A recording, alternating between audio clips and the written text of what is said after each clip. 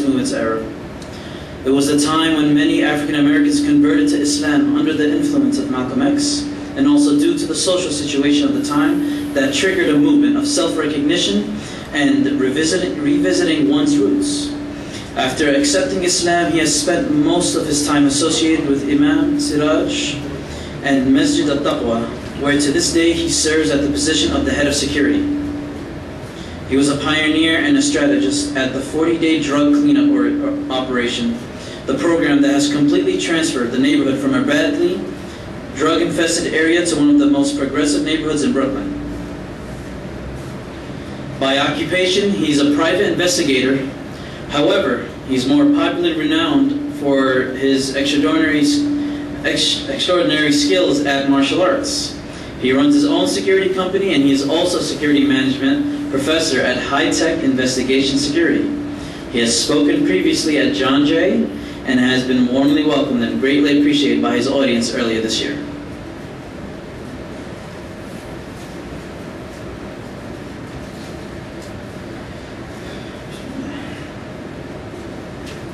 Without further ado, allow me to introduce our guest speaker our first guest speaker tonight, Brother Ali abdul-karim.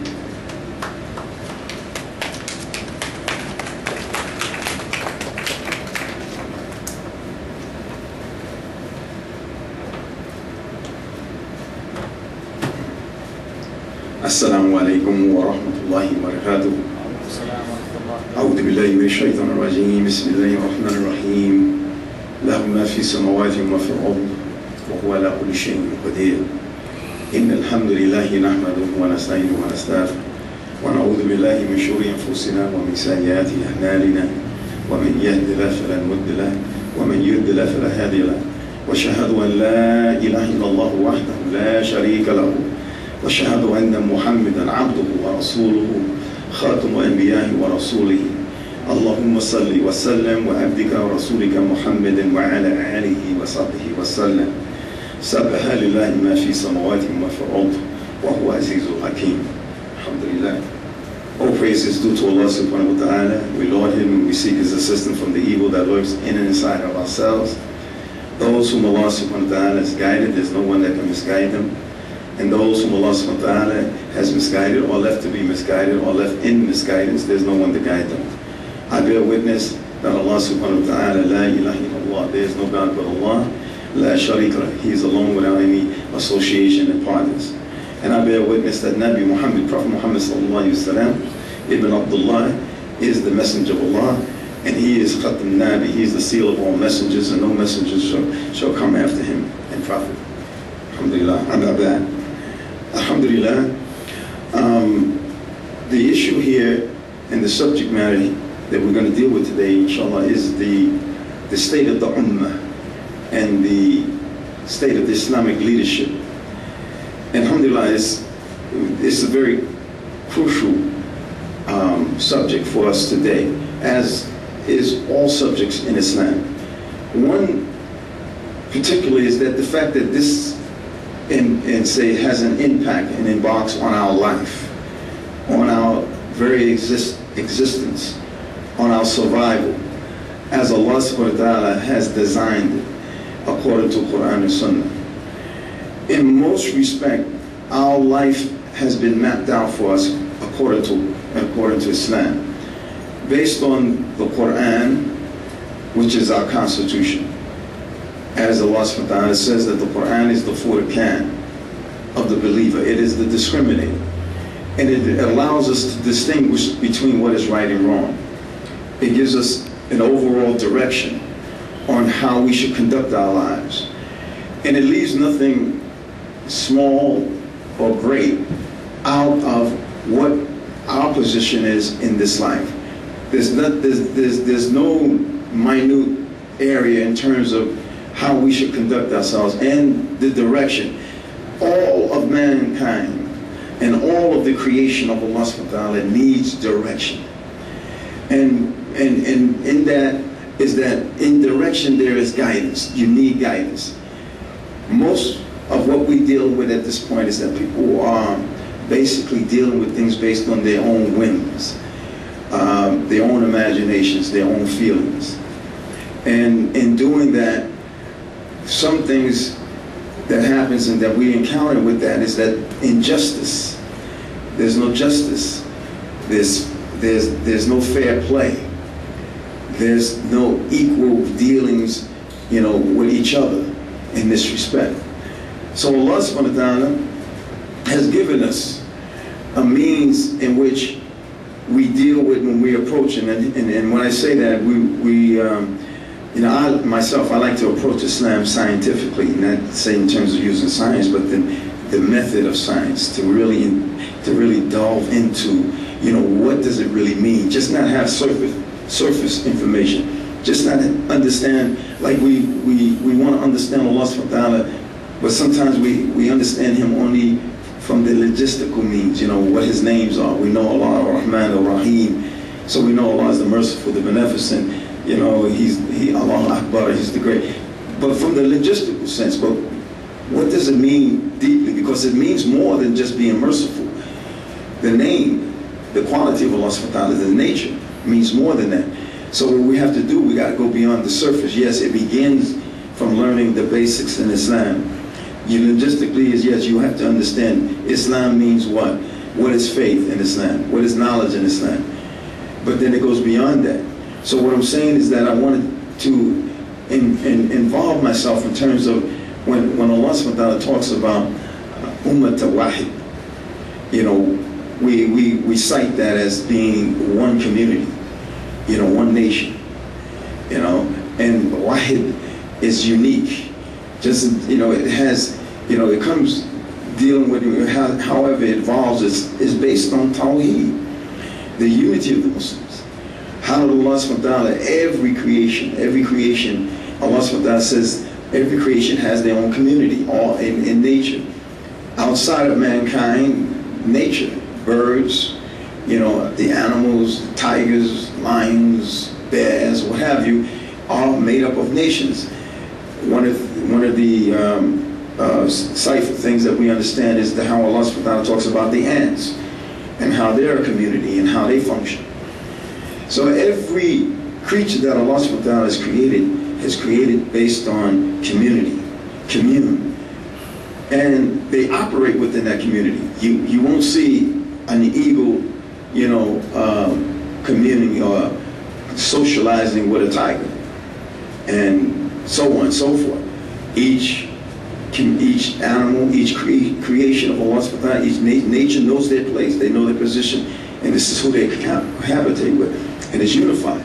When you look at, when Allah subhanahu wa ta'ala explains about the universe, and look at the universe, and gaze at it, look at it, and look again, and look again, your sight will come back fatigued.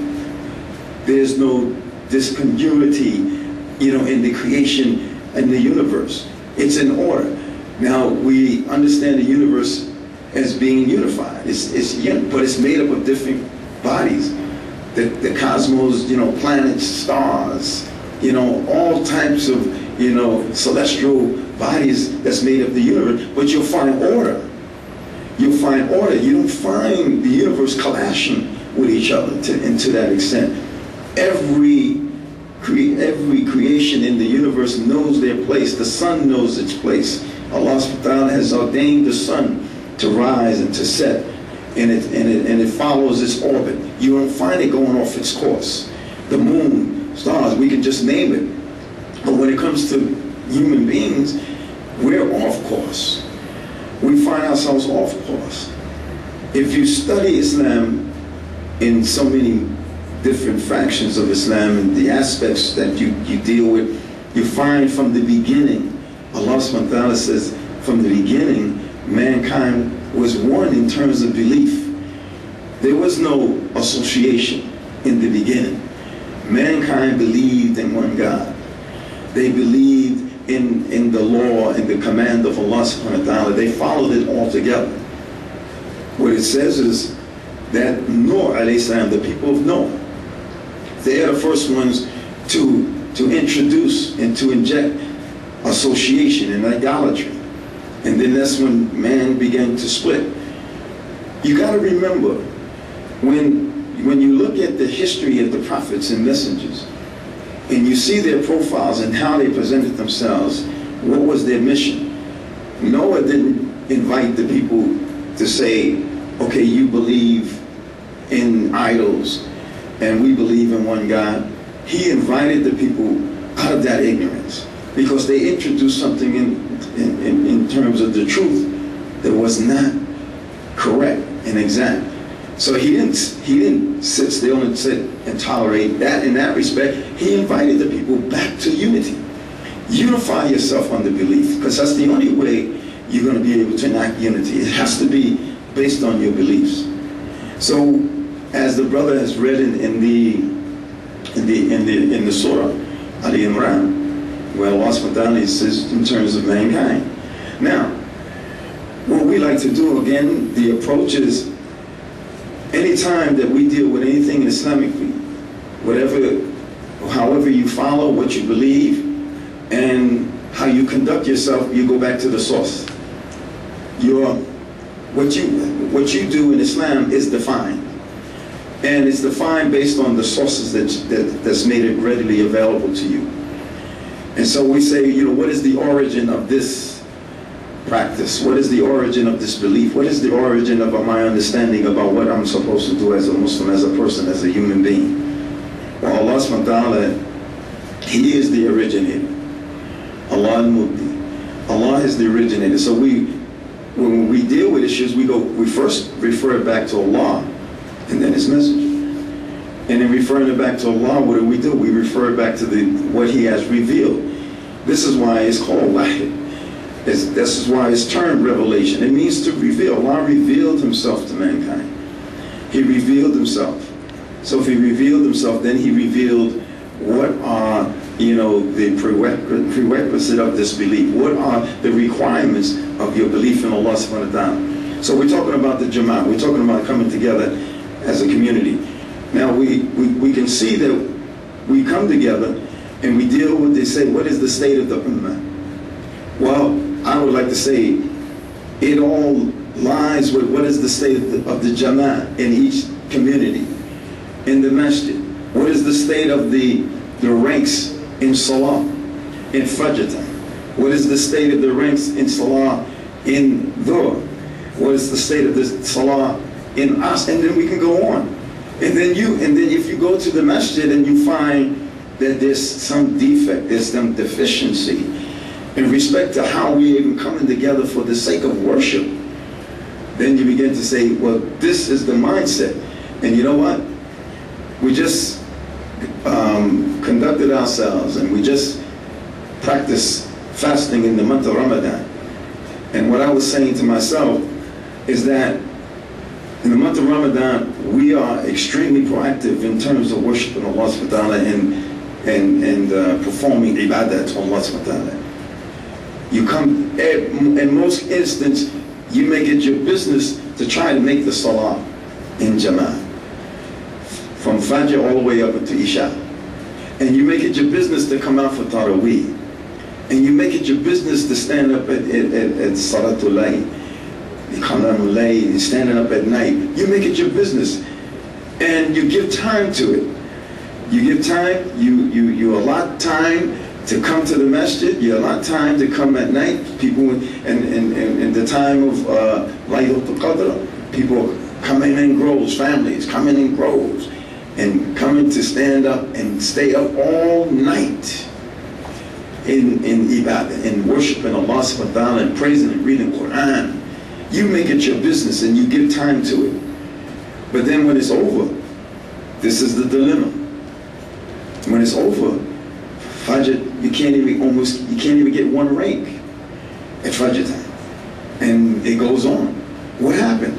Now don't tell me that your job, you inform your job that you're not going to come in such and such a time. You went to work.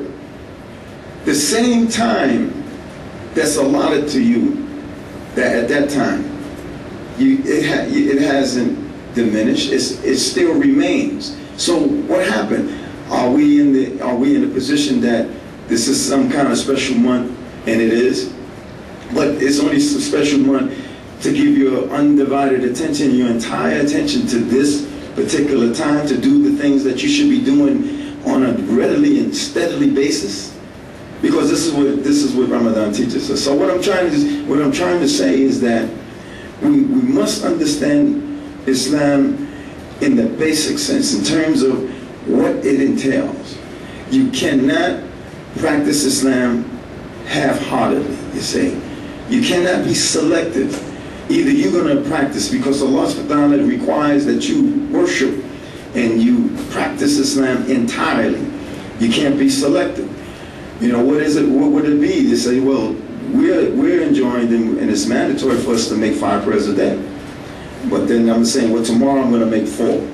Next day I'm going to make 3, and then. So what I'm saying is that we must understand. So why am I setting up this premise in this sense? Is because it's the same way we understand the basic things.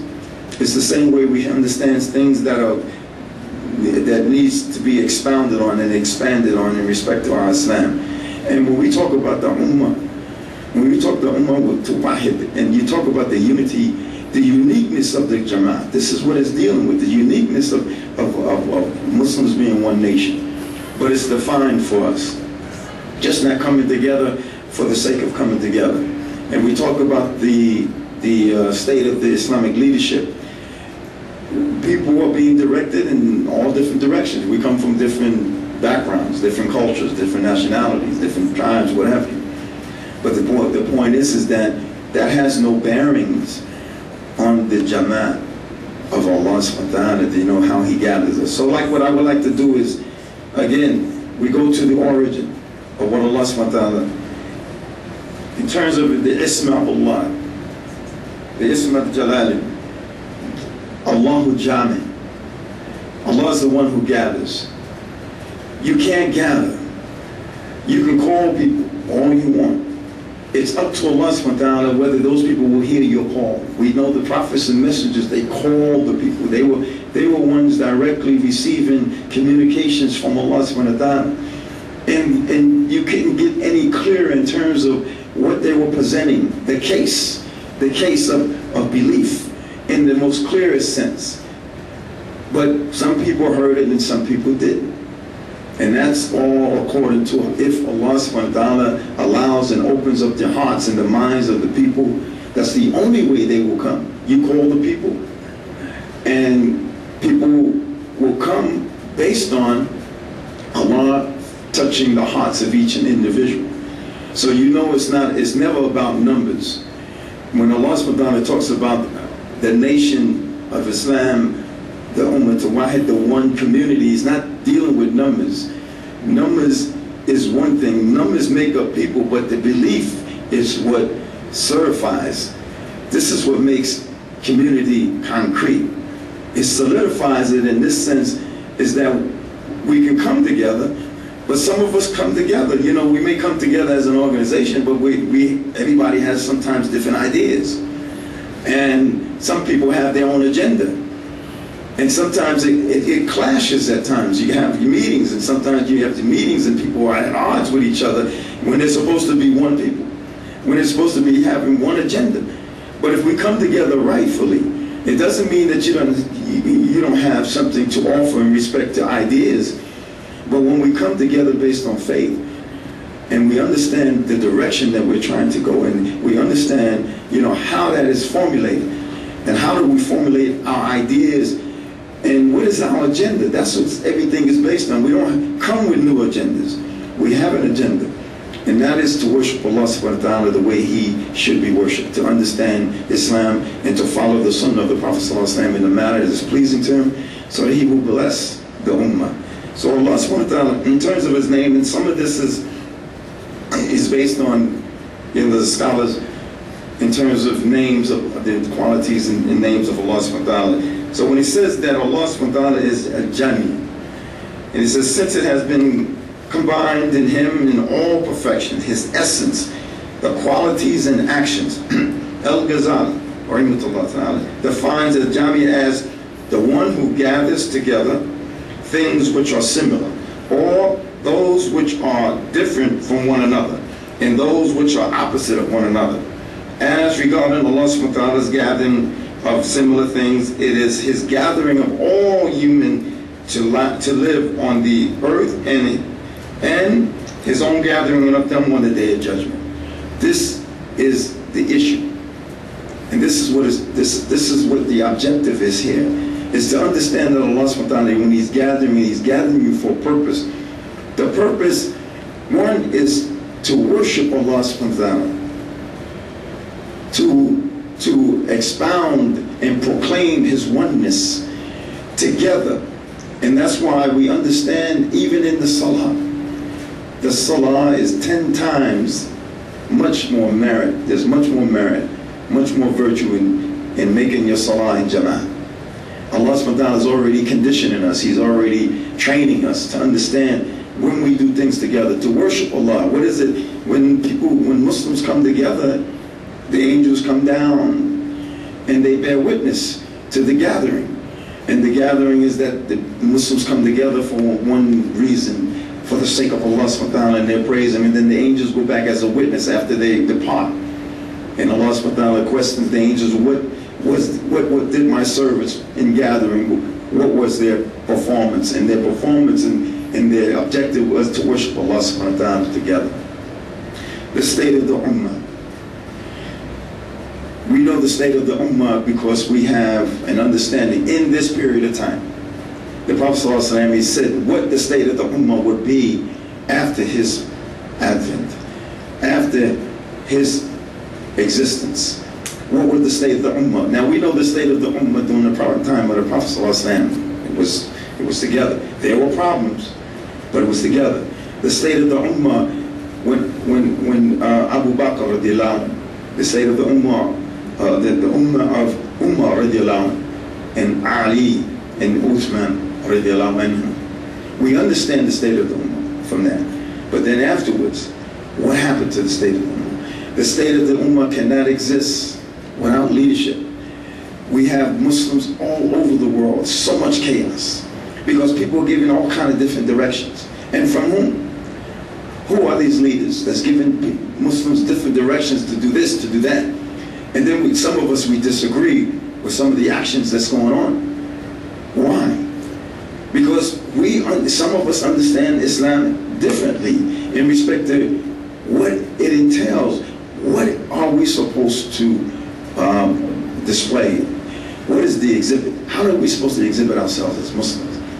We're supposed to unify it under one faith, conduct. And that's why Allah subhanahu wa ta'ala talks about the condition of His Ummah that He sanctioned is the one Amrul Ma'ruf, Amri Ma'ruf, wa Nahy Anil Munkar. The ones who enjoin, and Amri, really, enjoin to me is a subtle term.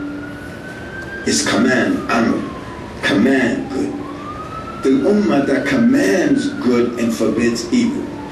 Those are the conditions. We don't see that happening throughout the Muslim world. So many other things that's happened that we disagree with, the actions of the Muslims. We disagree with. But where is the leadership? Who's giving them direction? And that's why the state of the Ummah, the Prophet ﷺ has talked about the later days and to what the state of the Ummah would be. And the hadith that was related about Tahuban, about how big, and it says soon the nations of the world will gather together against you, and gathered like surrounding you, like people sitting around eating morsels of food or platters of food. Again, I like to approach it in a scientific manner, Islamically. Food, sitting around, helpless, right? People gather around, they have their way with the chicken, with the rice. There's no resistance. They do whatever they want. They discard of the food around them in that sense. Because there's no response. There's no response from people sitting around eating the food. The food has no response. The food has to allow itself to be, diminished and discarded. The point made is that the condition of the Muslim is not the condition that Allah subhanahu wa ta'ala has left us with. And that's why Allah subhanahu wa ta'ala talks about changing the condition. He says He would not change the condition of the people unless they change it themselves. And Allah subhanahu wa ta'ala has brought us good. He has given us good. Through Islam, He's guided us, He's elevated us, He's improved our condition. Allah subhanahu wa ta'ala is the one, Ar-Razaq. He's provided for us all provision. He's given us His mercy and His love.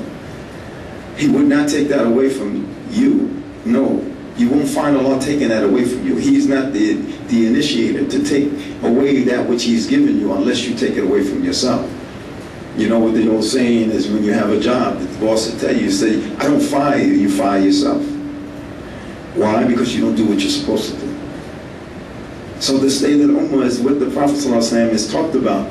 Now, there is a most light at the tunnel for us Islamically is that the survival of the Ummah is based on Aql Sunnah wal Jama'ah. Quran Aql Sunnah wal Jama'ah. Now, the scholars would say this is the saved group. And you have some organizations say we are the saved group. Now, you can't pronounce yourself in that sense. If we're not together on this, if we're just fragmented in different groups, groups can be formulated in believing in Allah subhanahu wa ta'ala the way they should. Those are saved groups. If you believe in the way you should as a body, your family, if your family is believing the way they should, they're the saved group. But the Ahl Sunnah wal Jama'ah means all of us together. And the only way that can happen, because a lot of times people are enjoying bits and pieces, and that's why Allah subhanahu wa ta'ala says, do not be divided. Hold fast to the rope of Allah together, and do not be divided. Now, we cannot enjoy the fruits, the total fruits of Islam, if we are selective in how we apply ourselves to this understanding. You can't say that we are together and we're divided when we've divided ourselves. There is no virtue in division. This is what Allah subhanahu wa ta'ala is saying. So as long as we're divided the way we are, as long as Muslims don't have one leadership, we're just enjoying little fruits here and there, but the full blast and impact of what Islam has to offer, we're not enjoying it, because if Allah says don't divide it, we do divide. And the last thing, we have an issue. When Allah subhanahu wa ta'ala, and this sometimes is a little touchy, but it's not touchy if you have a reality based on Islamic thought. When Allah gathers us together, and this is what He says, He gathers all of us, colors, nationalities, cultures, what have you. The wahid implies nothing has nothing. It implies unity, one, everybody all together. So it's with the absence of tribalism, the absence of nationalism, the absence of racism. It's the absence of that. And this has plagued us after the Messenger of Allah ﷺ. And if we can't get over that hurdle in terms of different cultures, different races, different nationality, different colors, then we can't say that we're applying ourselves to come together as it states Ummah Tawahid. You cannot take heed, you cannot take ownership of this understanding if in fact these things have crept into Islam. This is an issue among us. When we gather together according to this verse, we gather with all of what we have to offer as people, as human beings. Different colors, different nationality, different races, what have you. Has no bearings, tribalism, racism, has no bearings on this wahid. The only bearing it has, as Allah subhanahu wa ta'ala stated, He's made you different tribes and nationality just so that you can recognize each other. And the best of you are those who have taqwa. The Prophet ﷺ, in my closing, in his last sermon, was the fact that there is no difference in terms of position in human qualities and in this social contact that we have with each other in respect to color. The Arab is not better than the African is not better than the Indian, and we can just go on and on.